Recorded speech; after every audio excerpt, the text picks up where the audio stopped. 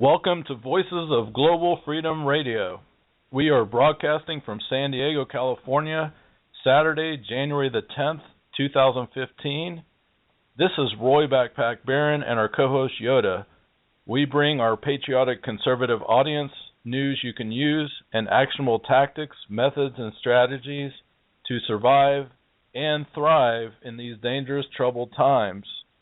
We are proud to be syndicated with the popular radio networks, the Spark Radio Network, K98 Talk, and the top 5 news picks on Top Talk Radio, along with Sean Hannity, Rush Limbaugh, and other household names. Yoda, how are you doing today? I am doing fantastic, Backpack. Good to be on air with you again. It doesn't get any better in the new year. We have an incredible, timely, appropriate guest tonight. Gentleman's calling in from Europe. I'm not going to steal his thunder. We call him I.Q. Rizzoli, with an incredible background. He's Iraq-born. He was tortured by Hussein. There is a price on his head now by ISIS and various al-Qaeda elements. So he is the most knowledgeable, experienced expert we could possibly have on in these dangerous, troubled times.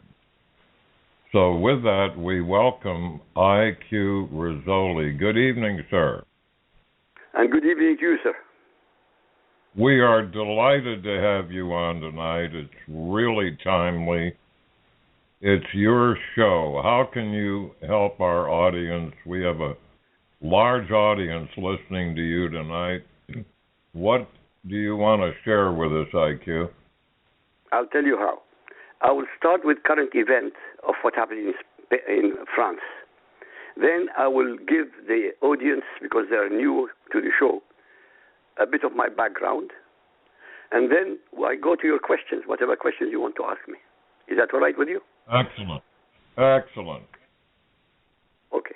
I would like to take this opportunity to wish all Americans a much happier and a more successful year than the last. I would also like to inform them that they should not, I repeat, should not believe all that their duplicitous media and politicians tell them by going to their computers and reading articles about the same subject from different countries and or different points of view.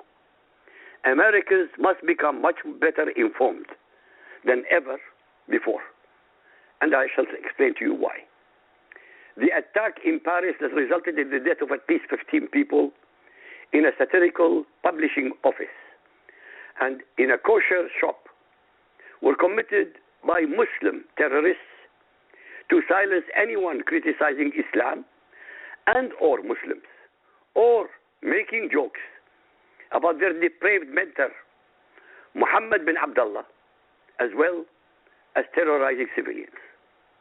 The most outrageous and repulsive outcome so far from these events are the left liberal elite in France, in Europe, as well as in the USA, who keep deceiving the world by telling it that these vile criminals are not, I repeat, not true Muslims, when in fact and reality, these terrorists are the most perfect Muslims imaginable. Muslims will not stop their acts of terror, nor will the liberal leftist media, academia, clergy, and politicians admit that these heinous acts are mandated in Muhammad's Quran.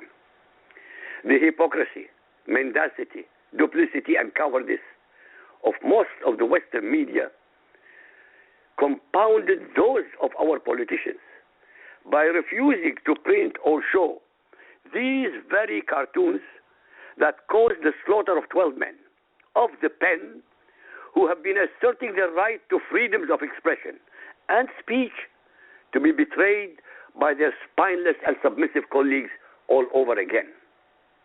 Adding insult to injury, the president of France told his people that these acts are not Islamic, thus literally aiding, abetting, and colluding with the enemies of humanity called Muslims. Why do I assert the seemingly outrageous statement of enemies of humanity called Muslims. Because of the following facts, ladies and gentlemen. 100% of all acts of terror around the world against infidels kuffar, unbelievers kafirun, are committed relentlessly by Muslims, especially against Christians. It is unbelievable that the most persecuted people in the 21st century are Christians by Muslims. And all of the Christian denominations, from Catholic to Protestants and others, are silent. For those who do not know, currently unbelievers kuffar represent 80% of humanity, comprising all Christians, Buddhists, Hindus, Jews, atheists, agnostics, etc. That is, all humans, 7 billion of them, who are not Muslims. Since Muslims will not stop their terrorist activities, more and more European and American citizens, ordinary, middle-class, tax-paying, decent human beings, will start movements to remove from office anyone who is not willing to listen to them and to their fully justified fear of Islam and Muslims. This fear of Islam is not Islamophobia, because phobia represents irrational fear, while fearing Islam and Muslims is totally rational. Why?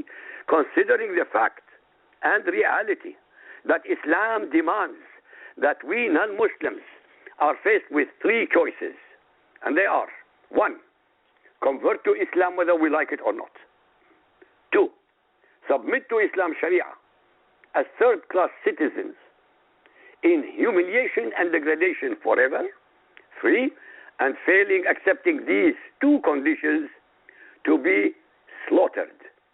Hence, Islamophobia is an oxymoron, a contradiction in terms, used by Muslims and their servile apologists to silence any and all revelations about the despicable cult of Muhammad called Islam.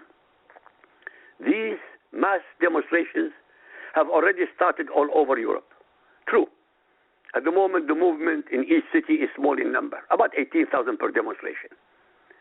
But these demonstrations are gaining acceptance by more and more citizens who are realizing that if they do not stand up and be counted against the Islamization of Europe, Islam will conquer Europe without war, bringing about the dark ages of Sharia forever. This year, I'm predicting, will represent the ultimate watershed between Islamic terror and European awakening. That they, the Europeans, at last realize that they must fight back with any and all means available to secure the future of their generations. The USA will suffer exactly the same process. Anyone listening who does not agree with my assertions, do us a favor, call in and tell us why. Back to you, sir. Our audience, IQ, would like to know some of your background, if you could, sir. With pleasure. It's difficult, but I'll tell you why. Okay. I grew up in Baghdad, Iraq. My mother tongue is, of course, Arabic. My parents were secular and highly educated, unusual in the area, who sent me to Europe to study. While in Europe, with much more freedom and unlimited access to information, I was intrigued to read the Bible to explore what I found in the Quran about its stories. To my amazement and shock, not a single reference about the biblical characters mentioned in the Quran was correct. Everything I read in the Quran either contradicted or was way out of line to the original stories in the Bible. What started as an item of exploration became a personal research project that turned into a mission. My mission is simple. Without resorting to war or violence, to utterly discredit Islam as a religion by proving beyond a shadow or even a reasonable doubt that Allah, the God of Islam, is not God, nor not the same as the God of Jesus, Moses, and Abraham, thus instantly discrediting Muhammad as a prophet and the alleged divine origin of his Quran, as I shall fully demonstrate to you today. I have thus far spent over 30 years researching, comparing, and contrasting subjects about Muhammad, his Quran, Hadith, Sharia, the Hebrew Bible, the New Testament, Hinduism, Buddhism, Arab and Islamic imperialism and their slave trade, Arab history, as well as the Arab-Israeli conflict. By November 2000, I was ready to publish my book titled Lifting the Veil, The True Faces of Muhammad and Islam. I sent the preamble to the 3 top publishing firms in England because I wrote it in English. After 2 weeks, I received letters from them refusing to publish my book, mentioning that my conclusions are very unconventional, extreme, and offensive. Please remember that I had submitted these documents just before the turn of the century to the 21st century. I found out later from one of their representatives that their refusal was based on a single sentence that I put in my prologue, and which said that the greatest threat to human civilization in the 21st century is not nuclear weapons, but most assuredly fundamentalist Mohammedan Islam with or without weapons of mass destruction. This prediction turned out to be prescient in full on the 11th of September 2001. I was later able to publish with Author House, an American company, all 3 volumes of the trilogy. By the way, in the last 6 years, I have only been hosted by American talk shows so far, almost 890. And not a single talk show in the whole of politically correct Islam, submitting and groveling Europe. I would like our listeners to know that although I am an Iraqi by birth, I am nonetheless 100% American patriot in my spirit, individuality, and intellect. As usual, I would like to point out that everything I state, no matter how exceptional, arrogant, bombastic, or even outrageous sounding it may be, I can and do back it up to the hilt with knowledge, and dare anyone listening to or reading my articles to prove anything I reveal wrong. Ladies and gentlemen, the worst nightmare and the 4 horsemen of the apocalypse of Muhammad and Islam are called knowledge, knowledge, knowledge, and knowledge. All I ask from those who may get upset with me, if you think I'm a hot air balloon, do yourselves a favor. Pinprick it and bring it down crashing to earth. In short, put up or forever shut up. Back to you, sir. We would like to have you come to the States for a multi-speaking tour and a book tour. Yeah, I would love to do that. I'll tell you when I'll do it. If I'm given 30 minutes primetime television to explain myself to the world. I mean it. I'll come. Then I don't mind being killed for showing myself. I really don't.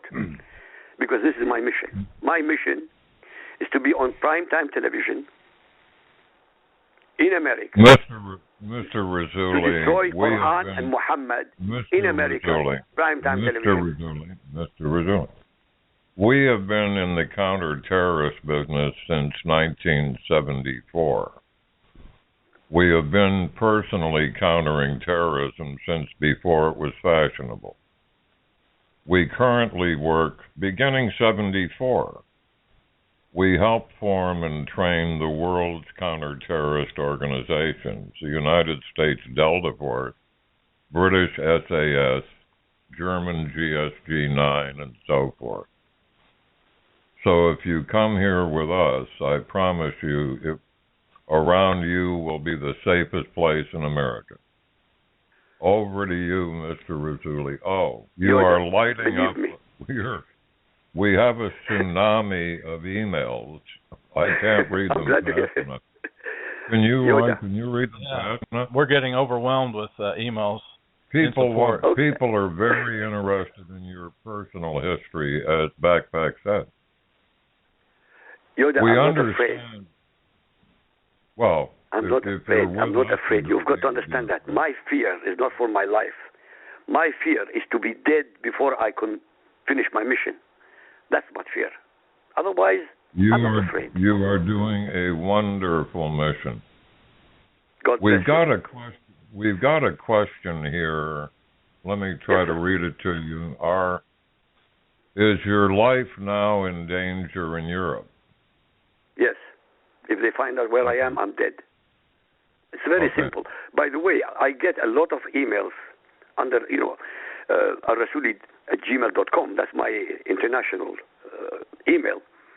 Besides the ones that say, God bless you, every single one which comes from a Muslim, they're telling me how they're going to cut me to pieces, burn me, murder me, butcher me. Waste of time. I'm not afraid. If I were afraid, I wouldn't be doing what I've been doing. I wouldn't have wasted 30 years. I wouldn't say wasted. I wouldn't have spent 30 years of my life to get to the position where I am. No way. All I want to do is to enlighten people. I never even say to people, read my books. I'm the only one ever published 3 books who does not advertise them. For the simple reason, if somebody wants to learn about Islam, they have to read my books. But the ordinary man in the street, I don't advise them because it will be way over their head. And they don't have to read my books. All they have to do is Google my name, Al-Rasuli, A-L-R-A-S-S-O-O-L-I. Go to my website. Top left-hand side, there are chapters. Click on chapters. I have 312 audio videos. Spend 1 hour of your time listening to chapters 1 to 10. Not 300, 1 to 10. You will know more about Islam than 90% of humanity. Free of charge, by the way. I never charge anything. Please say the name of your books and how people can get them. Yeah, simple. The books are called Lifting the Veil, The True Faces of Muhammad and Islam. They are on Amazon, and all the publishing company is called Author House. It's an American company. But as I said, you don't need to buy. By the way, also I give advice free of charge. Do not buy the Quran. Google the Quran and read only the first 9 chapters. There are 114 surahs in the Quran, 114 chapters. You don't need to waste your time. Read the first 9. And after reading the first 9, you come to the conclusion that there is nothing wrong with it, I advise you to go to a mental asylum. We hear you. We're getting flooded with emails. One of the big questions is, why do you IQ call Islam a cult and not a religion? Simple. Google the definition of religion and Google the definition of cult. Religion has got to do with a divinity, with a God. Commandments from a divine. Islam has nothing to do with God because Allah is not God. Allah is Muhammad. So when you follow the rules and regulations and traditions of a man, it's called cult. We had the cult of Stalin, the cult of Saddam Hussein in my country, the cult of Hitler. They're cultism. These are cultists. So Islam, calling Islam peaceful and or a religion are 2 of the most outrageous descriptions that have ever been insinuated into the human consciousness. Outrageous. They're not. Islam has nothing to do with peace. The root of Islam, the word, is aslama. It means submission. Submission to what? To the will of one God. As far as they're concerned, their God is called Allah. But Allah is not the same as the God of Jesus, Moses, and Abraham. I'm going to prove it to you in a few minutes, if you allow me. We're going to go to a short break, and then we'll continue with We'll go after the break. Okay, here we go.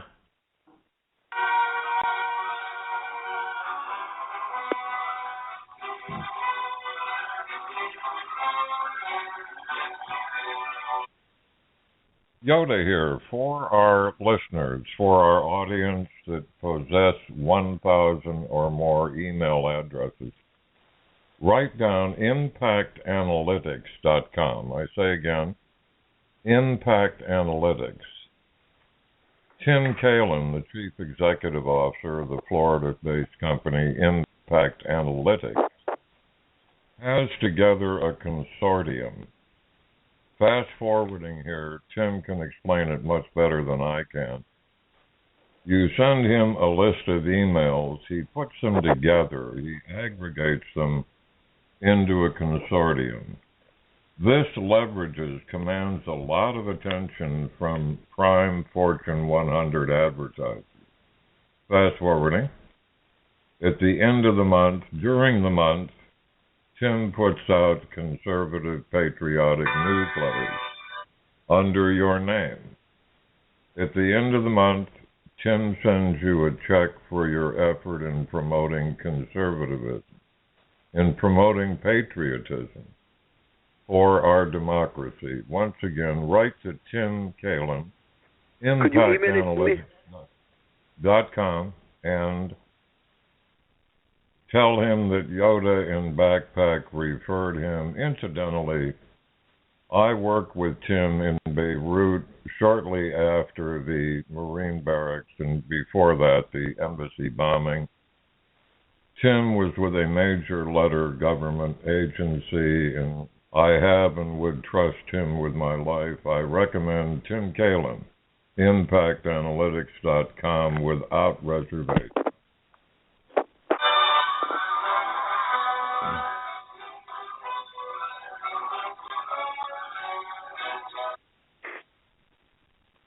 We're back with Al Razzulli. If you want to keep going with where you were before we went to the break. No problem. The question that everybody should ask from the Muslims, is Allah, the God of Islam, the same as the God of the Bible? This is literally the most important question that anyone can ask about the cult of Muhammad and Islam. All other questions regarding Islam become irrelevant, as I shall shortly prove. Before I answer this very significant question, I need to make our audience aware of items that neither American nor European media, politicians, and or academia ever bring to their attention. Dear Americans, what I'm about to reveal to you today, and hopefully in future talks, are facts that are historically and theologically so shattering and devastating in their simplicity and in their contents that I must start with my conclusions first and prove each and every one of them as I go along. First and foremost, no Muslim and no scholar of Islam or any of their apologists will ever point out at the beginning of either their books or their lectures the extremely simple but most overriding and fundamental observation, which is the following irrefutable fact: that humanity has only the words of a single man called Muhammad bin Abdullah, as transmitted to us by his companions in the Hadith, declaring that he was the messenger of Allah and that Allah revealed to him the verses of the Quran over an incredibly long period of time of 23 years, as and when he needed a revelation. I call these made-to-order revelations, as proven by the Hadith. Dear listeners, based entirely upon all the Islamic records, there is not a single mention of an eyewitness report by any of Muhammad's wives, nor by any of his most intimate companions, that any of them ever heard Muhammad and Gabriel talk to each other, or had any of them seen Gabriel and Muhammad together. I repeat again, in the hope that my words will sink in. All that humanity has or will ever have in information about the events that Muhammad asserts occurred to him, most of the remarkable ones of which, conveniently but understandably, occurred at night with no eyewitnesses, are the words of a single pathological liar called Muhammad bin Abdullah, unsubstantiated, unobserved, unwitnessed, and uncorroborated by any other independent source. In no proper court of law would such testimony be accepted as true? The fact that Muslims believe the verses of Muhammad's Quran as actually revealed to him by a God called Allah through the angel Gabriel sets the seeds for the utter refutation that Allah is God, the same as Yahweh, the God of the Bible, because the verses of the Quran contradict each other destructively, as I shall demonstrate. According to Muhammad's Quran, in numerous crystal clear verses, Allah revealed the Torah, the first 5 books of the Bible, comprising Genesis, Exodus, Leviticus, Numbers, and Deuteronomy, to Moses. Unfortunately for Muslims, almost every verse in Muhammad's Quran contradicts the biblical original narrative, making it utterly impossible to have any true omniscient God revealing 2 or more conflicting scriptures. Therefore, I assert without equivocation that it is by divine will, qadra ilahiyya, that's in Arabic, and divine justice, haqq or adl ilahi, that the very hadith, which are stories about Muhammad from his companions, that explain to the followers of Muhammad his Quran and his Sunnah. Sunnah means Muhammad's deeds, thoughts, and attributes based on the Islamic records, are the very same Islamic scriptures that utterly discredit Muhammad as a prophet and the alleged divine origin of his Quran. Ladies and gentlemen, it is of supreme importance that you should be aware that it is an incontrovertible fact that the whole structure of the cult belief system of Muhammadan Islam stands or falls like an unstable inverted cone or pyramid based entirely upon a single Islamic dogma, that the God of Islam, called Allah, is God, that Allah is the same as the God of Jesus, Moses, and Abraham. Hence, by proving beyond a shadow or even a reasonable doubt, based entirely on the Islamic records, that Allah is not God, and most assuredly not the same as the God of Jesus, Moses, and Abraham, then Muhammad is proven to have been a pathological liar and not a prophet, and this Quran is most definitely not divinely inspired, thus forever devastating the fiction that Islam is an Abrahamic. An email just religion. came in, Al Razuli from Boston, Yeah. and they want to hear about your $1 million bet with the Council American Islamic Relations, also known as CARE. You have $1 million bet outstanding with them. Well, no, it's really an aggregate. I'll tell you what it is. The $1 million is not $1 million. I have $1.5 million in $100,000 sections. Because, I mean, to say $1 million for one bet is unreasonable. But $100,000 sounds much more reasonable. And I have asked and begged CARE year after year for the last 6-7 years to debate me, whether they want it on video or whatever, to debate me in public. They wouldn't do that. And I did the same thing with the Islamic Center of North America, the Council of Islamic. Again, nothing. So the bets are there. All he's got to do, anybody wants to do, is you Google my name and listen to them, to the bets. It's not one single bet. Let's say 100,000. I just put $200,000 a few minutes ago to prove there is such a verse in the Quran. Doesn't exist. $100,000 that hijab, the covering of the woman, does not exist in the Quran. It doesn't. There is no word hijab denoting the covering of a woman in the Quran. They say it's in their religion. Or if their religion should be in the Quran, but it's not there. Niqab is not in the Quran. Jerusalem, $100,000 to find the word Jerusalem anywhere in the Quran or Hadith. None. So it's an aggregate of everything. Does that answer you? Yes, that's great. You also are warning everybody about Sharia law or Sharia. Why is that so important? Well, let me continue with the destruction of Muhammad, and Sharia would come into it also. If you allow me to continue. Yeah, sure. Okay. As I was saying, it stands to reason that according to our religion beliefs, the attributes of God are forever existing, all-knowing, all-powerful, which means omnispresent, omniscient, omnipotent. Now I shall proceed to destroy Muhammad's Quran and his God, Allah. Case number 1. I'm going to quote in chapter and verse, the name, the chapter, the verse, so that anybody listening can Google it instantly.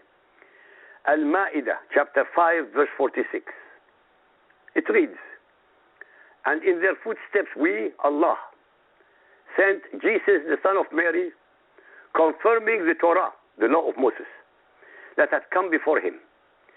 We sent him the Gospels, Injil in Arabic. Therein was guidance and light and confirmation of the Torah that had come before him." Let me explain the inherent implications of this verse. First, Allah proclaims that it was He who revealed the Torah, or the first 5 books of the Bible, comprising Genesis, Exodus, Leviticus, Numbers, and Deuteronomy, to Moses. Second, this verse also asserts that it was Allah, the God of the Muslims, who also revealed the Gospels, Injil, all 4 of them, to Jesus after confirming Allah's revelations to Moses. Dear listeners, anyone with 2 brain cells of logic who knows the New Testament will also know that the Gospels were never revealed to Jesus by anyone, since they were written 50 to 100 years after Jesus was dead and resurrected. Hence, I raise the simplest of questions. How is it possible for Allah, if Allah were the same as the omniscient God of Jesus, Moses, and Abraham, not know this fact? How could the angel Gabriel, the alleged messenger of Allah, who 620 years earlier predicted the arrival of Jesus as the redeeming Messiah, deceive Muhammad with such a blatant lie? Allah, therefore, cannot possibly be the same as the God of the Bible. I rest my case 1. Now, some politically correct dimwit will scream, "How can you deny that Allah is not God based on such flimsy case?" Well, my answer will be is this. By the time I finish the next one, or the next case, in less than 60 seconds, are there anyone to make the same asinine remark? Case number 2. Al-Nisa, chapter 4, verse 157. They said, "We killed Christ Jesus, the son of Mary, the apostle of Allah. But they killed him not, nor crucified him. But so it was made to appear to them. And those who differ therein are full of doubts, with lack of knowledge, but only conjecture. Because for a certainty, they killed him not." Dear listeners, as I had already demonstrated in case 1, the Quran clearly asserts that it was He, Allah, who revealed the Gospels to Jesus, and we know for a fact that this is a blatant lie. But let us for an instant be the devil's advocate by willingly allowing this utterly stupid falsehood to be accepted as fact. I recapitulate that in case 1, Allah asserts that He revealed the Gospels, Injil, to Jesus. But anyone having read the Gospels would also know that all 4 Gospels assert that Jesus died on the cross and was resurrected on the 3rd day, thus totally contradicting Allah's present revelation. These anomalies and discrepancies demonstrate that Allah, the God of the Muslims, has not only shown an incredible lack of knowledge, but has, in the second case, totally contradicting himself from the first. Once again, I would like to point out to you the obvious. If Allah were the same as the omniscient God of the Bible, how is it possible that He was deceiving Muhammad or being in such blatant error? After all, in case 1, Al-Ma'idah 5.46, Allah insists that it was He who revealed the Gospels to Jesus. Hence, there is absolutely no margin of error, either linguistically or logically, regarding the meaning of these verses. Moreover, ladies and gentlemen, with this single verse, Muhammad's Quran obliterates the whole concept of Christianity. Why? Because without death and resurrection, there is no Christianity. Once again, I have proven beyond a shadow or even a reasonable doubt, based entirely upon the Arabic scripture of Muhammad's Quran, that Allah cannot possibly be God, and most assuredly not the same as the God of Jesus, Moses, and Abraham. Back to you, sir. So, one of the things is, there's the statistics are 500 million non-Muslims have been killed since Muhammad slithered on the earth. What are your thoughts about all the non-Muslims? Almost half a billion have been killed. What are your thoughts on that? That's a fact, by the way. 140 million blacks were exterminated by the Muslims and by the Arabs, so that 14 million will be sold to the Americas. 110 million were exterminated in India. 70 million Christians were exterminated. Tens of millions of Buddhists were exterminated. Millions of Jews and others were exterminated. Yes, 500 million is not an unreasonable number. That's a fact. It's not an unreasonable number. You have blacks in America who convert to Islam. They must be among the most stupid animals on the planet. And this is not racism. Why? Because the blacks in America ended in America because their forefathers and mothers were butchered, massacred, humiliated, and whatever was left of them who survived were sold to the white man. The white man did not go into Africa. The white man stayed on the ships on West Africa.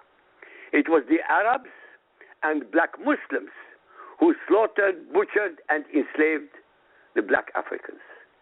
These are facts. Farah Khan can talk from here to eternity. He's an idiot. The trouble is, in America, you are so politically correct.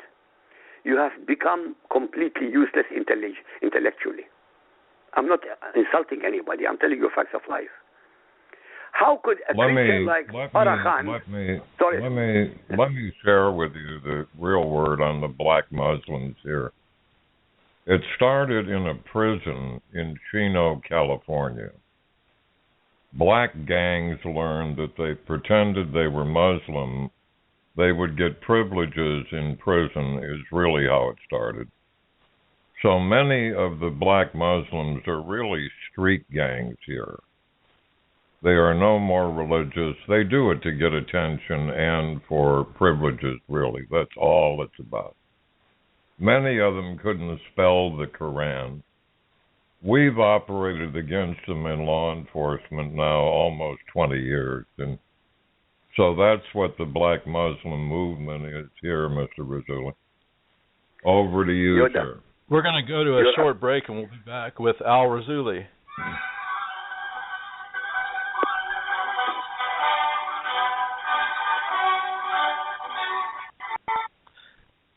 This is Backpack. We want to tell you about a brave American hero, Brigadier General Ernest Cialdino, U.S. Army, retired. Currently serves as senior advisor to the Kurdistan National Assembly of Syria. He also serves as Senior Vice President of Radon Corporation. Check him out on the web, generalaudino.wordpress.com. Yoda, are we privileged to be working with General Audino?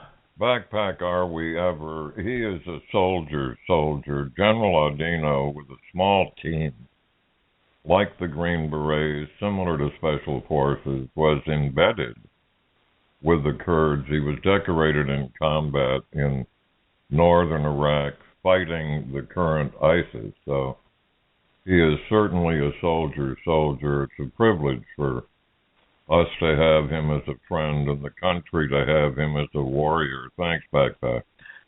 Again, generalaudino.wordpress.com, and it's AUDINO.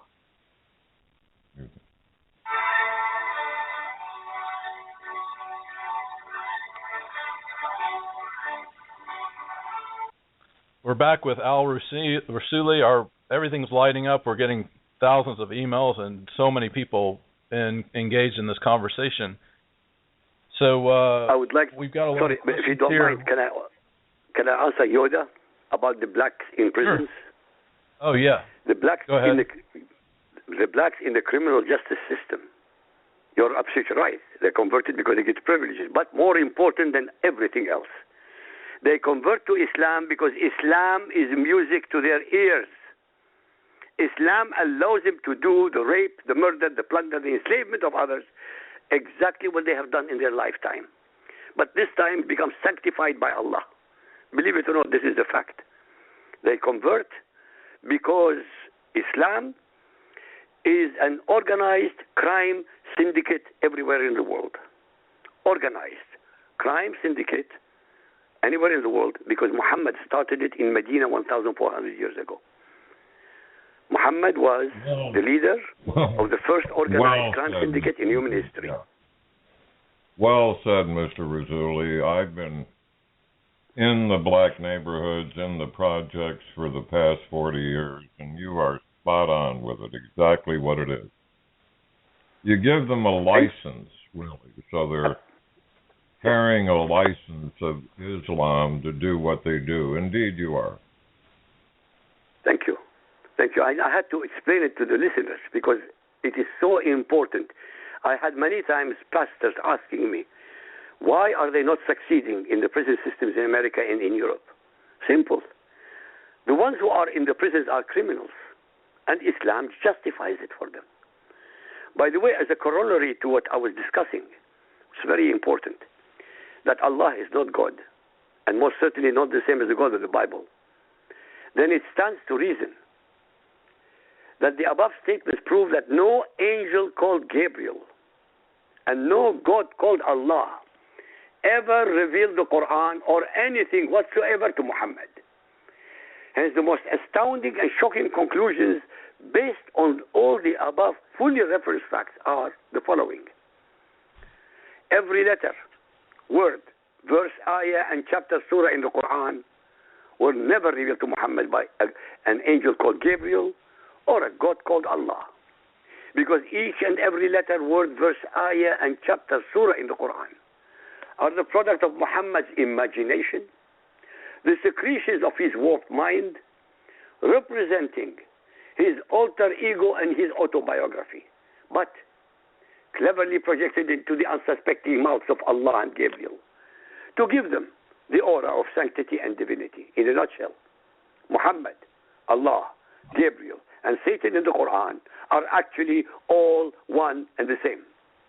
The voices over of Muhammad, the ventriloquist. It is obvious that the semi-literate Muhammad plagiarized, pirated, plundered, and or perverted stories he had heard from his wife Khadija, her uncle Waraka bin Nawfal, from Christian and Judaized Arabs, got many of them wrong, but nonetheless incorporated them willy-nilly in his Quran to give himself a worthy ancestral background, associating himself with all the most important leaders of the Israelites and the Jews, from Abraham to Jesus. Since Allah is, after all, not the same as the God of the Bible, then Islam cannot possibly be called a religion, because it is in fact a cult belief system, the cult of Muhammad. We just got an email from Phoenix, Arizona, and the big news story in 2015 is all the killings by the Islam in Paris, France, and all but 10% of the population is Islamic, and there's a lot of no-go zones also where nobody is allowed to go in and around France. Would you speak to that, please? Yes, of course. In fact, the no-go zones are 751 areas. These are not my figures, ladies and gentlemen. These are the figures of the French. 751 areas. Now, you asked me about Sharia. Let me explain it to you. Muslims use the word Sharia. There are 1.5 billion Muslims. Ask what Sharia means. Ask them what it means, actually. Out of 1.5 billion, maybe 1 million will know the answer. Why? 1.3 billion Muslims do not speak Arabic.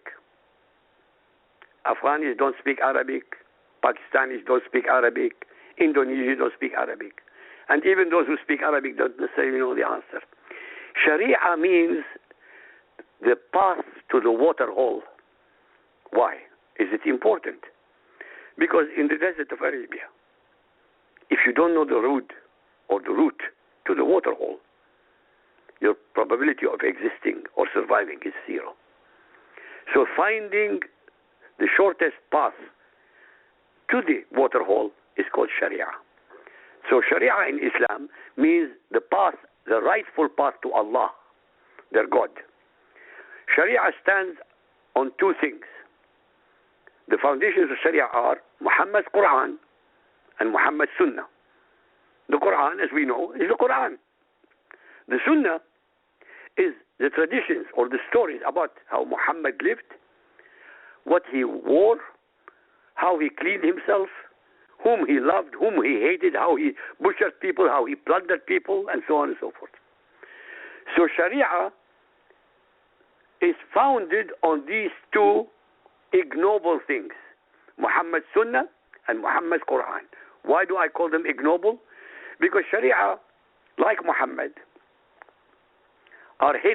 is hate-mongering, war-mongering, misogynist, racist, duplicitous, intolerant, vile, and is totally ungodly. And this is exactly what ISIS is all about. This is exactly with every single Muslim entity on planet Earth. They follow Sharia. So when you have leaders in the West, starting with, unfortunately, with Bush, when he said after 9/11 that Islam means peace, this is unbelievable disaster. There is nothing peaceful about Islam. Muhammad 1400 years ago declared war against humanity, all human beings who do not believe that he is the messenger of Allah. 1400 years ago. Muslims now we hear reports that in those no-go zones that the French police, the emergency and the fire departments are not allowed to go in those 751 no-go zones. Yes, they so can't, what are your they can't thoughts go on in. that? They will not go in. Why am I saying it? Muslims cannot integrate. Muslims will never integrate because they are not allowed to integrate. It's that simple. It's not complicated. The Quran forbids it. So how are the no-go zones taking care of their emergency needs and that sort of thing? You know, within those. They don't. They really don't care. They don't have any emergency needs. They don't care. Last time there was a fire and the emergency services went in, they were pelted with stones and fire bombs. Muslims cannot integrate, so what they create is a state within a state. And this is what's happening in America, by the way, as we speak. Some of your judges should be put against the wall and shot dead. No judge, no sane judge, no American constitutional judge should allow anything of Sharia to take root in America. I can't be more forthright than what I'm telling you. But the fault is not with the judge. It's the fault with your system. It's the fault with the American people. You know, the preamble to the American Constitution says, we the people, not Obama, not the government, not Congress, we the people. And it is a bloody time that we the people demonstrate. By the way, today, 700,000 French people went on demonstration against what happened to their colleagues. 700,000. This is the biggest demonstration in the history of France. So what can only change. Sorry, go on. What are your reports about no-go zones in England as well? There are, but there are a few of them. But there are. You see, this is the trouble. Muslims, when they are 2%, 3% of the population, they pretend they are part and parcel of these people. American Muslims say, we are American. Yes, really. Ask any Muslim. You know, it's a very simple question. Any Muslim, you know, ask him a simple question. I am not you. Like supposing you are asking the Muslim. Tell him, I'm not a Muslim. So according to Sharia, what am I? It's a simple question. If he's a decent person, he will call you an infidel. If he's not a decent person, he will try to get out of it. Either way, you are an infidel, subject to death and destruction in the end. So when they take over, when they become 10% of the population that they are in France and in Germany, they create their own social order. They create their own, not only social order, their own state within a state.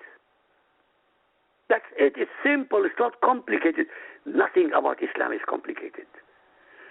Our criminals... We're going to go to a short break, and we'll be back with Al Razuli.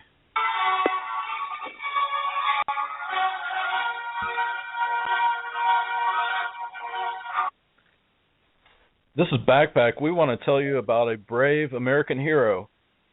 And we're talking about Major General Paul Vallely, U.S. Army Strong.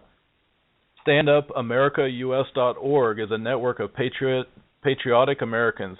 Stand Up America USA collects, analyzes, and evaluates intelligence for the safety of America.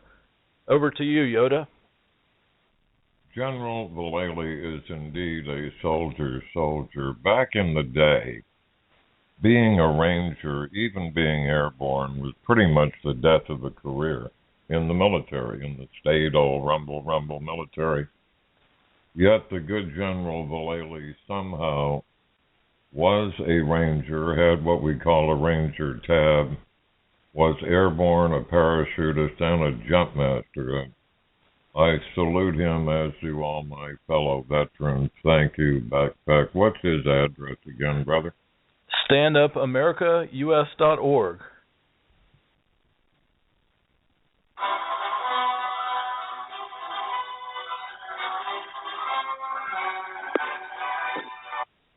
We're back with Al Razuli, and we were talking... Hello? Yeah, we're back with you. Yeah, okay. So we're talking about no zone. We're hearing reports Dearborn, Michigan, in the United States also has no-go zones. So it's happening. By the way, you have in America you have over 30 training grounds by Muslims for military purposes. 30. The FBI knows about them. Homeland Security knows about them. They are on the internet, by the way, if you want to check it. There are 30 of them. And, of course, nobody does anything about it. You know, you cannot defeat an enemy if you can't even mention his name. World War II, everybody knew who the enemy was. Nazi Germany, imperialist Japan. And nobody worried about what they're saying about them, what caricatures or cartoons they made about them. But here you have a so-called commander-in-chief, Obama, Barack Hussein Obama, who the minute he got into the White House, forbade and keeps forbidding all branches of America's security apparatus and the Defense Department from ever associating Islam with terror. When anybody with two brain cells of logic knows that 100% of all acts of terror around the world against infidels are committed by Muslims. So the enemy is not Islam. The enemy is within our people, our leaders. We have to overthrow them, and we shall overthrow them. I'm not talking about revolution. I'm talking about electing people who will do the job better. We have to do to Islam what Islam intends to do to us, but we have to do it before they do it. Now, by proving that Allah is not God, the enormity, it is the enormity of what I'm telling you today. You haven't received it. You still haven't digested it. By proving to the world, in every newspaper, in every television station, that Allah is not the same as the God of the Bible, what happens? All those Muslims who go on jihad, fighting fi sabilillah, for the sake of Allah, believing they would go to Muhammad's whorehouse version of paradise and the 72 virgins, will find out there are no 72 virgins. And that for 1,400 years, all those Muslims who died for the sake of Muhammad, because Muhammad is Allah, died for nothing. And those who are going to die now and in the future will also die for nothing. So we don't need, we can go to war against them, obviously. But in parallel, we have to reveal to the world what I'm telling you. And if there is any human being listening, Muslim or otherwise, who can refute a single thing I said now, please come and debate me. It's very simple. What do you see happening in America as far as no-go zones and Islam terror that just happened in France? Do you predict an attack on America? No question. I mean, this is a process. It's a process that has been going on for the last 45 years. They come, the Muslims, we welcome them. We give them shelter. We give them education. We give them health. We give them money. And what do they do in return? They cheat us. They undermine us. Sorry, am I saying something wrong? Do you predict when the attack will be and what kind of an attack it'll be on America's soil? Good God. You don't need to be a genius. I don't want to say anything in public. It doesn't take too much to cause America 10,000 dead and $1 trillion of damage. It doesn't, believe me. It can be done, and it will be done. Muslims are not going to stop terrorizing us. They're not going to stop. Muslims, this is a remarkable thing. We are in the 21st century. There are 1.5 billion Muslims comprising 20% of humanity.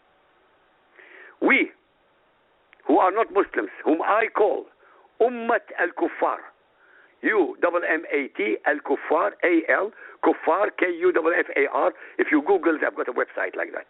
Ummat al-Kuffar means the nation of infidels. Means, from the point of view of Islam, we who are not Muslims are kuffar.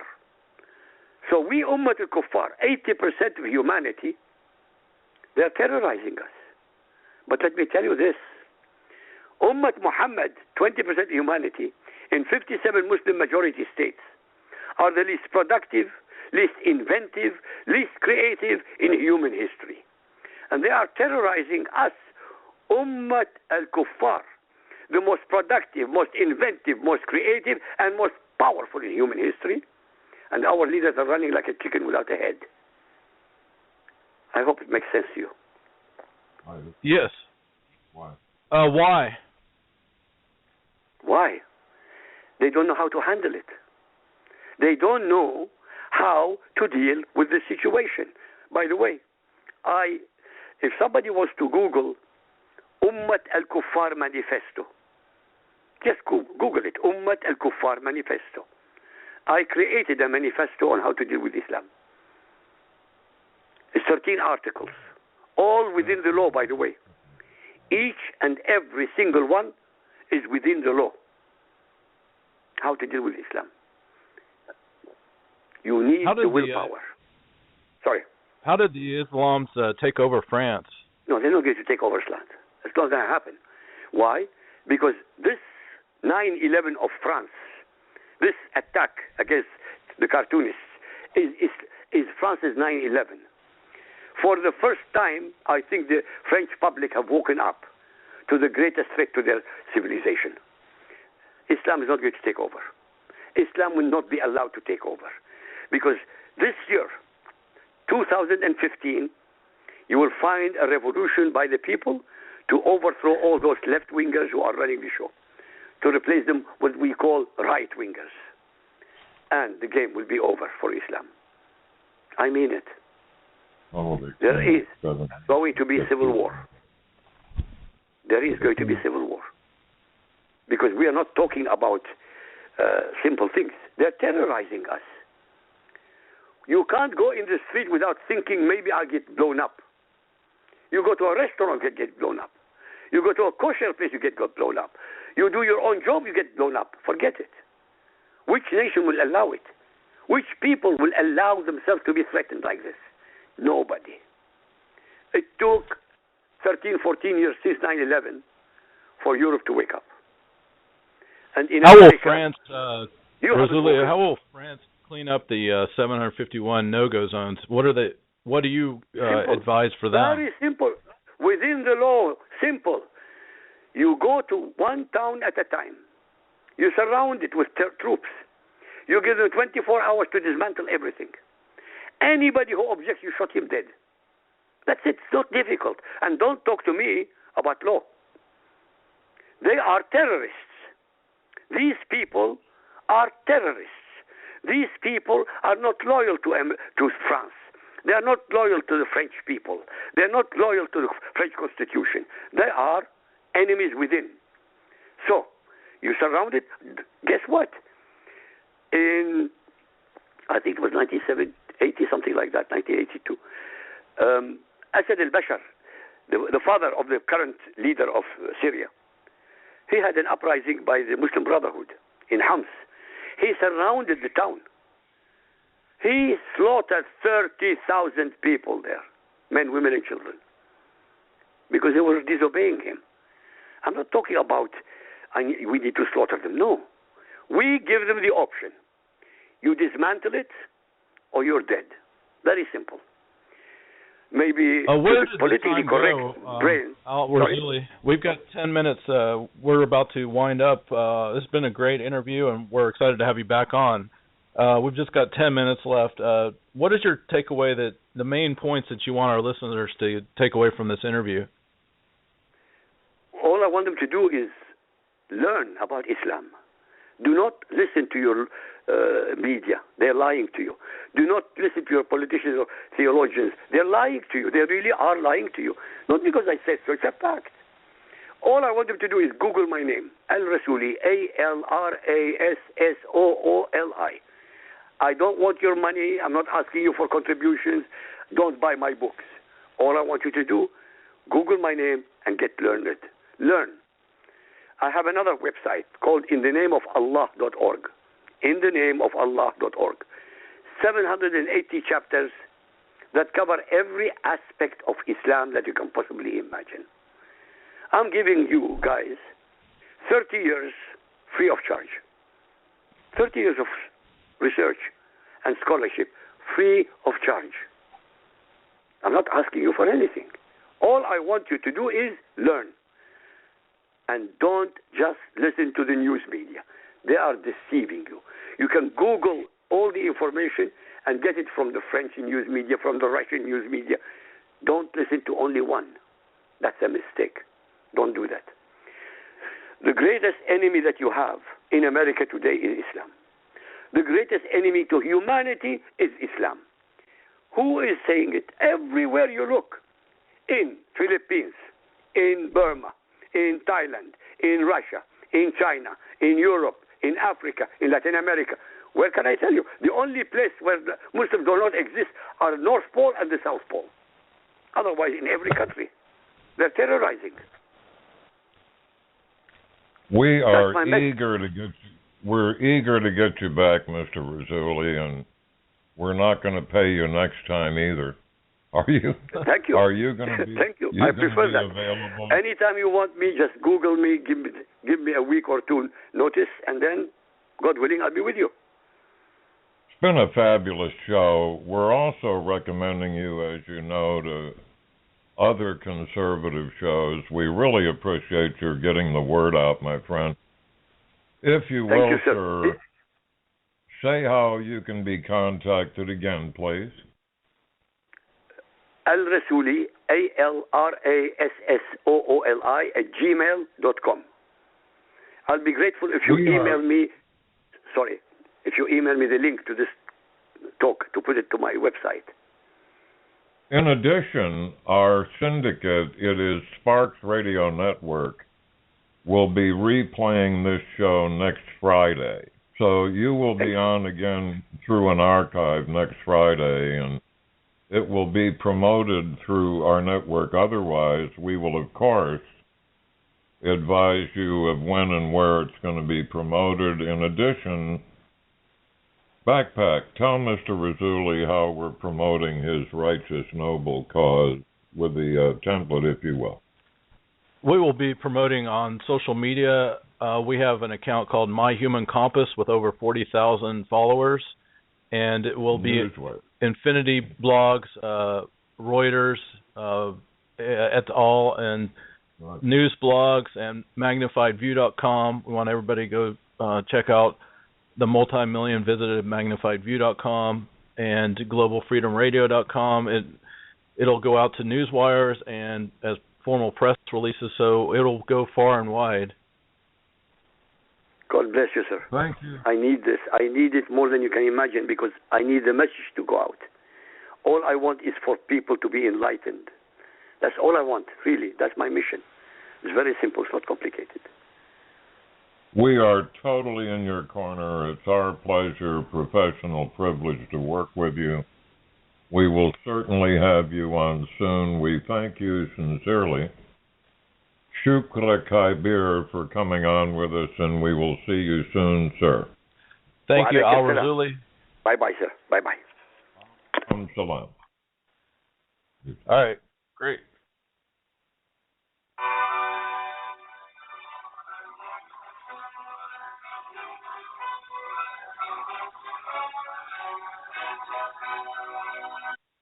Wow, Yoda, another great guest that we've had. What a lineup we've had this year. Oh, what an ability you have to bring on the good guys. My hat's off to you, Backpack. He is quite a student of Islam, and I'm fascinated that he's offered CARE, the Council of American Islamic Relations, their close relationship to the Muslim Brotherhood that our President-in-Chief backs to the hilt. I'm fascinated he keeps offering them a bet, and they don't have the guts or the facts to take him on, aren't you? Yeah, it really speaks to what's really going on with the Islam being a cult and not a religion. Certainly does. You can't. I've been there, as you know, brother, from Morocco to Egypt in North Africa. I've operated in and around the Arabian Peninsula, and I discovered that you can't be a Muslim with a small m. Every fiber, every minute of their being is governed by their interpretation of the Quran and Sharia law. No Muslim, however they appear in our precious United States, can really not support the caliphate. They cannot support Islam taking over the world. Look at them today. They're operating worldwide with terrorism. Ilyich Lenin, the Russian communist, said that terrorism exists to terrorize. Well, it certainly does now on Muslim Islam's part. You don't see any atrocities, any terrorism by tall, Swedish, blonde nuns, do we? No. No. We see it by Muslims the world over. This French thing was indeed an atrocity. We certainly sympathize, empathize, pray for the victims. But I'm glad this time it brought it out in the open, Backpack. So what are your predictions about the results of the 9/11 of France that just happened? It's going to continue for sure. As you know, I don't know that the audience knows, Backpack and I are very active. We have been for decades, working with major letter intel agencies here in the United States and with allies. We work closely with law enforcement.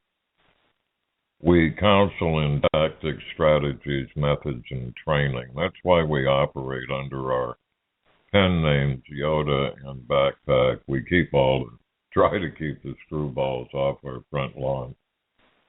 I see terrorism continuing around the world. It's all over the world now. Recent events, recent incidents in Australia, throughout Africa, throughout the Middle East. I see it here to stay. What do you think, Backpack? Well, we've seen a lot of that, but this particular at the Charlie Hebdo cartoonist magazine was they were really well trained. And where's all the training coming from? There are a bunch of Al Qaeda units, as you know, around the Middle East and elsewhere. Al Qaeda in, I just spaced the name back. Yemen. Thank you, sir. Al Qaeda Yemen has as especially operations in the West, in Europe and in the United States and elsewhere. The two brothers, one of them was trained extensively in Yemen. They have proven now direct connections to senior Al-Qaeda representatives, including the American guy that we finally killed with a drone. Al-Zakari, was that his name? That's anyway, right. Like that. Yeah. I see it certainly continuing around the world. I don't see anything stopping it. Unbelievably, President Obama has Muslim Brotherhood, the umbrella organization, over CARE, over Al-Qaeda and others. It's the oldest Islamic terrorist organization in the world. It was founded in 1928. And our president has them in senior positions in DHS. He has forbidden the FBI, where we have some hero friends, and they truly are men and women heroes. They're not allowed to say the word Muslim. They're not allowed to say the word Islam. They're allowed once in a great while to say the word terrorist. So he's really tying their hands. In my opinion, why he's doing this is he doesn't have a strategy to deal with terrorism. He doesn't have a strategy to deal with the Islam threat. So if he keeps downplaying it, not even saying the words, then he thinks that gets him off the hook. But the record, including now in France, will prove that it doesn't. What do you think, Backpack? How are we Americans going to react to an attack on our soil here? Well, if that happens, we're going to see grocery stores run out of food within 3 days, is estimated, and we're going to see a lot of panic. And we're going to see, actually, if we have a scenario on magnifiedview.com of exactly that, I recommend everybody go check out that scenario. But we're going to see a lot of, we'll probably see a lot of protests, just like what we're seeing around Europe now, hundreds of thousands of people protesting about what Islam's doing. I hope you're right in that respect. We worked 9/11, as you know, with law enforcement. And as you said in a previous program, it was gratifying to see all the flags going up and patriotism come out again. But we Americans forget quickly, don't we? It seems to be, yeah, but we want to hope to, it can be a unifying where we come together, just like 9/11 when everybody brought out their flags and we joined together as one people and we were united. We have a caller who's just calling in. We're going to take a question. Caller, if you want to go ahead and say your handle and speak your mind. Hey guys, this is Jack calling you. How are you? Love your show and you do a great service. All I could say is basically without two things. Well, how can we win a war against this unless if we're going to be politically correct, we're not going to be able to win the war, and we can't win a war without being politically correct or unpolitically correct or even collateral damage. So they want to win these wars, so to speak, and they want those two elements that have to be in place. They're not willing. They're unwilling to offend people, and we're not going to get anywhere the way they're playing this. It's not going to turn out well. There has to be collateral damage. There has to be people getting offended. How else can you win this war? Just how's that possible without those two? Important point you made, Jack. Stay with us. Yeah, I've been in more wars. I've been in a lot of wars that they didn't even dignify by having names.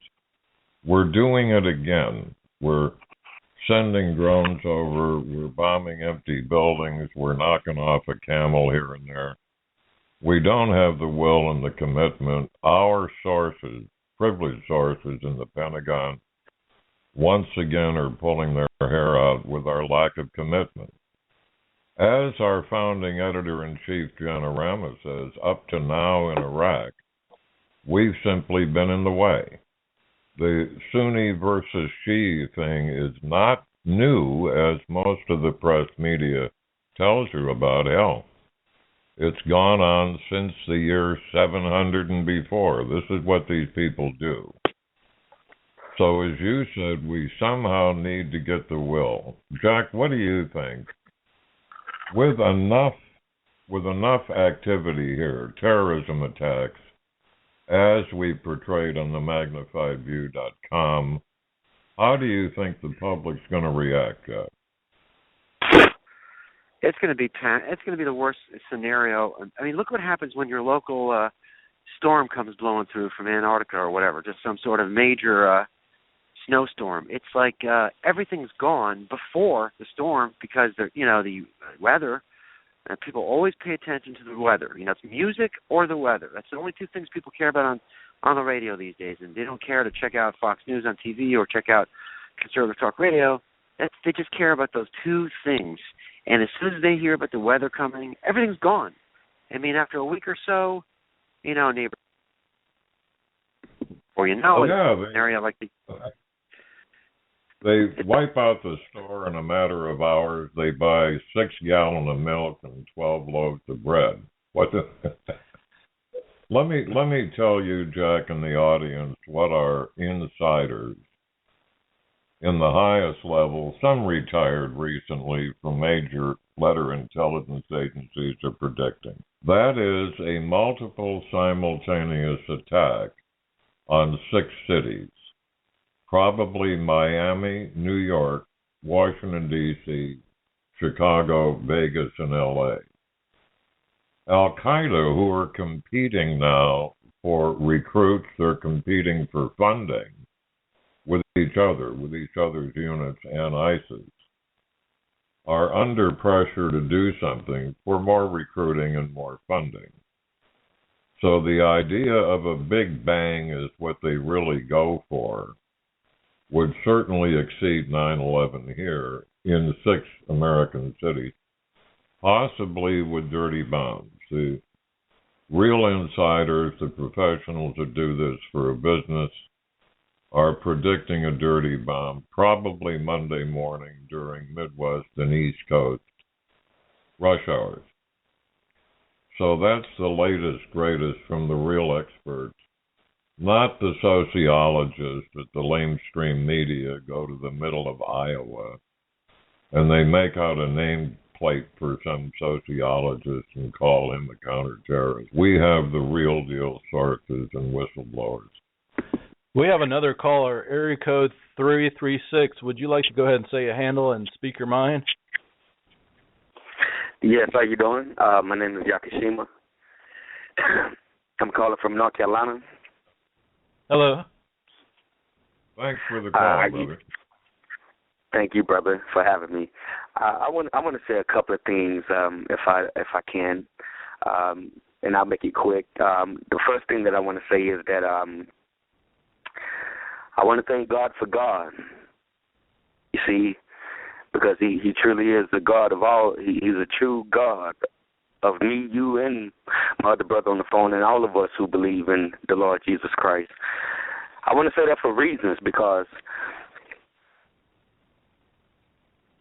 it hit me in my heart, though, when I understood about the Arab slave trade and the cruelty. I mean, the mass cruelty, 1,500 years of slavery for black people. And then I wondered today, how could any black man call himself a black Muslim? Like the brother was saying, if you knew what was done to your ancestors, how could you call yourself a Muslim?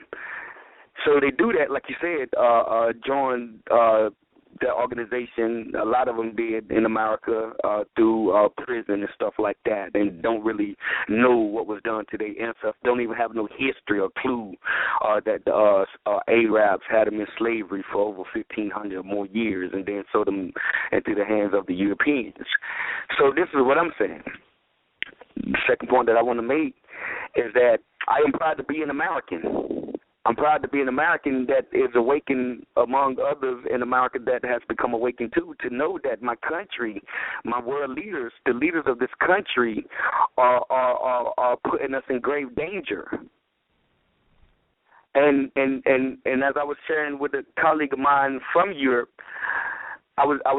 we was talking about the situations that was going on in Europe, and as I was sharing with him, I said, if you can see what is really happening, what's really going on, I say, it's almost as if we, the American people, like the brother was saying, from cross seas, from the Middle East, if we, the American people, don't take back our empire, it's falling underneath our hands right now.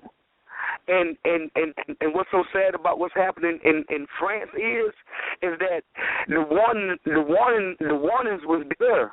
All the warnings are here in America. All the warnings are there. And what they're doing is, like the brother was saying, and it's a planned strategy. They're not trying to do this thing with weapons of mass destruction. What they're doing is they're overpopulating your cities. They're overpopulating your town. And then at the right moment, at the right time, when they hear the sound of the azan, or the sound of the call, that's when they step forward and step up and overtake the cities from within, from without. And that's what's happening. That's what's happening in Canada, in Australia, in France, and this thing is serious. What my country, what my world leaders need to wake up and do is see the seriousness of this thing instead of being interested in their foreign interests in the Middle East, and see that their greed is putting the American people, and not just the American people, but global greed. The greed of France, the greed of Europe is putting the citizens in danger because you're taking away our amendments to bear arms and our freedom to have the right to bear arms to protect ourselves. So that's what I'm saying, brothers. That's what's happening in America. Is that this caliphate is not just a caliphate. It's a rise. It's a rise of an empire. But this is the greatest empire in the world. This is the greatest empire in the world, the American empire. And I believe... Go ahead, Yoda. What were your thoughts? We are so gratified with this fellow's call. Stay on with us. Where are you located? What big city are you near, brother? Go ahead, Eric. Yes, sir, North Carolina. Right on. We are so gratified that we're reaching out to you. How'd you hear about the program? Yes, sir. I was. I've been on since about a hour and a half now, and I was online, and I usually love checking out this website. But tonight I thought it'd be the first time I speak up since the situation that are happening is a very call and need now, not to remain silent anymore. Well, we thank you, sir, for calling in, and please go ahead and check out magnifiedview.com. We have another caller. The calls are lighting up. Area code 804. Would you like to say your handle and speak your mind? I'm just listening. Okay, thank you for calling in. Right there. Thanks. All right, great. We appreciate your call. This has been a great show today. My word, yeah. My word. Appreciate the callers. We're getting to the right people, and they're learning as we're learning every day, aren't we, Backpack? Yes, sir, and it's quite a thing that we're going through. Jack, did you have another question and comment? Go ahead, Jack. That's a lot. Okay, Jack. We lost Jack, yeah. I see that it's a tremendous problem sneaking up on us here. I hope that we're certainly getting the word out, as is the magnified view. There is a de facto no-go zone. Imagine a little country within our country and democracy that can exist near Motown, Dearborn, Michigan. How in the hell, Backpack, did 751 no-go zones exist around Paris, Marseille, Lyon, other countries? How the hell did that go down, do you think? It's amazing, and as our guest today, IQ Al Razuli, points out, that if there's a fire, they just deal with it on their own, and they pelt the emergency personnel who try to help from coming in the neighborhoods. There's a saying, a come to Jesus meeting, where they're going to have to do that all around Europe and the world, what we're being faced with. They have a problem, do they not? I sure hope we can avoid it here. I hope we can.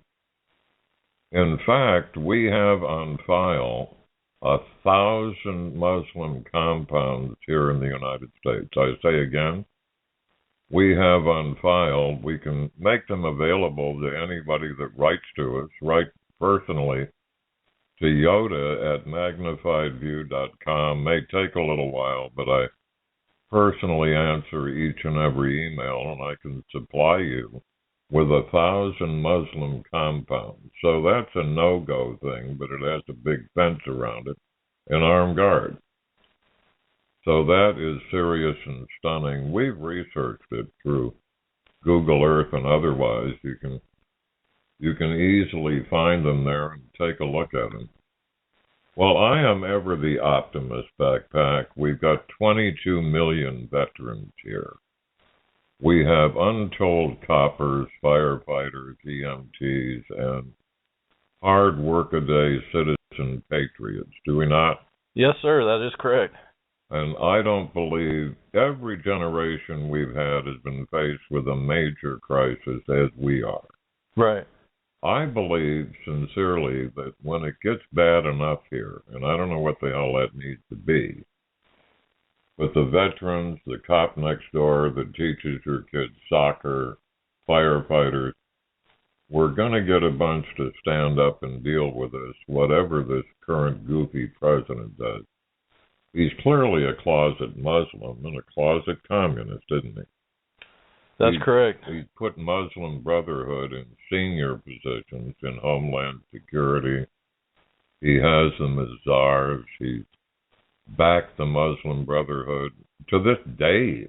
So the word's out that the Muslim Brotherhood is the umbrella first terrorist organization of Islam, but he's still actively supporting them. He had his Secretary of State Hillary speaking of how wonderful they are.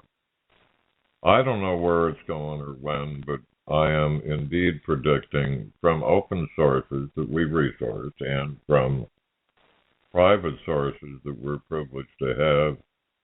I'm putting my reputation, the reputation of the magnifiedview.com, that we will see terrorist activity here similar to France within the next 90 days. What think you, Backpack? What do you think?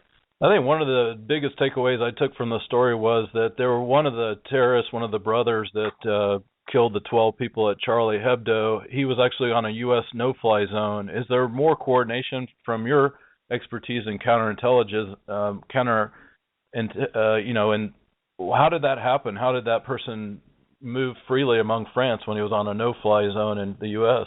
A couple reasons. One, certainly, as our guest, Mr. Rizzulli, said, it's the political correctness. They really don't want laws enforced. They want to hide behind political correctness. But otherwise, it's a function of manpower. I've heard from the lamestream media now they should be following this guy around. Hell, there's thousands of them. We and the French and anybody does not have that kind of agent pool to follow all these terrorists around all the time. It's just a matter of manpower. All right. What a show, partner. I can't wait for next week. Yeah, it's a great show, and we're proud to be syndicated with the popular radio networks, the Spark Radio Network, K98 Talk, and the top 5 news picks on Top Talk Radio, along with Sean Hannity, Rush Limbaugh, and other household names. I want to thank you, Ricky Robinson, for featuring us prime time every Friday, and it's with Spark Radio Network. It's been a great show. It has indeed. Thank you, Yoda, and thank you to all the listeners. God bless. Thank you, my brother. Thank callers. Have a safe week.